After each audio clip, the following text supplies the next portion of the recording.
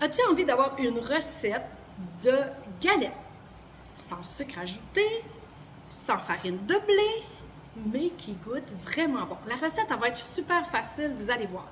Moi, je vous ai fait une recette assez grosse, vous la diviserez, parce que moi, je l'ai plus que doublée, parce que, ben, ça prend le même nombre de temps, tant qu'à salir des chaudrons, des outils, ben, aussi bien en faire plus, puis ça fait une belle différence, ça goûte bon. Donc, la recette, c'est une recette de galettes aux dattes.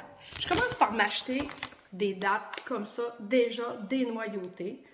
Moi, je les prends chez Costco et je me fais une purée de dattes. Naturellement, comment on fait? On se met des dattes, on met de l'eau et on met un petit peu de bicarbonate par-dessus.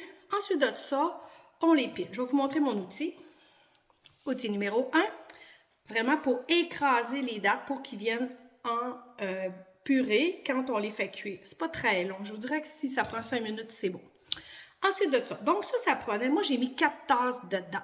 La recette, elle en disait moins, mais souvent les dattes, tous les gens qui sont diabétiques, vont vous dire qu'elle ne fait pas vraiment monter le glycémie. Premièrement, elle a des belles propriétés, mais elle a aussi, je vous dirais, beaucoup de fibres quand même. Donc, ça va aider votre intestin. Deuxième ingrédient, de la farine d'amande. Encore là, eux, dans la recette originale, ils prenaient des amandes, ils les broyaient. Mais non, moi, je me prends un petit truc plus facile. Je vous montre mon autre sac. Alors, ici, je l'achète aussi chez Costco. Farine d'amande, déjà facile à faire. Donc, j'ai mis 6 tasses de farine d'amande. J'ai mis 4 œufs. Les œufs aussi, c'est important que ce soit de la haute qualité. Donc, je voulais avoir des œufs de côte-côte qui sont en liberté. Pourquoi? Ça donne jusqu'à 30% de plus de vitamines et minéraux. Savez-vous que l'œuf est un des aliments les plus parfaits qui existent? Il lui manque que de la vitamine C. On pourrait se prendre une petite tranche d'orange avec, ça viendrait compenser. L'autre ingrédient, c'est du cacao. 2 cuillères à soupe de cacao. Idéalement, du cacao biologique, cru. Moi, je l'ai mis dans un contenant. C'était d'un sac. Toutes les fois que je l'ouvrais, ça faisait de la poussière. En le mettant dans un pot maçon, c'est vraiment génial. Ça ne fait pas de dégâts. J'adore. Ensuite de ça, 1 cuillère à soupe de poudre à pâte. Moi, j'aime pas ça quand je goûte le petit goût. Eux, ils en mettaient plus, mais je trouve toujours que ça goûte trop. Je vais vous montrer mes outils pour les cuillères à soupe. Je ne sais pas si vous connaissez la belle cuillère dans Épicure. Cuillère à soupe de ce côté-là, cuillère à thé de ce côté-là. Si je la vire, un quart de tasse. Donc, ça fait des mesures juste, pas à peu près. Et moi, je l'aime beaucoup. Alors, là, je vais vous montrer mon mélange comme ceci.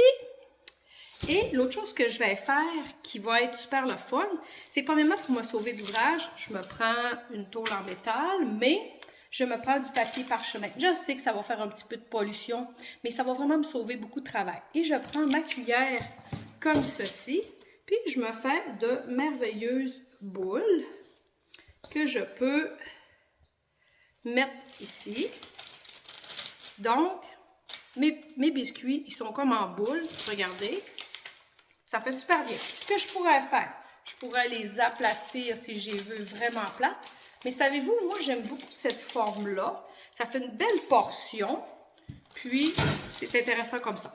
Fait que je vais vous mettre vraiment la recette précise au bas de la vidéo. Vous savez, vous pouvez aller sur ma chaîne YouTube. Il y en a plein de vidéos, d'informations santé, de recettes, de tout ce que vous voulez. Vous aimez, mettez un pouce. Et vous pouvez partager avec vos amis. Alors, bonne santé! Bye!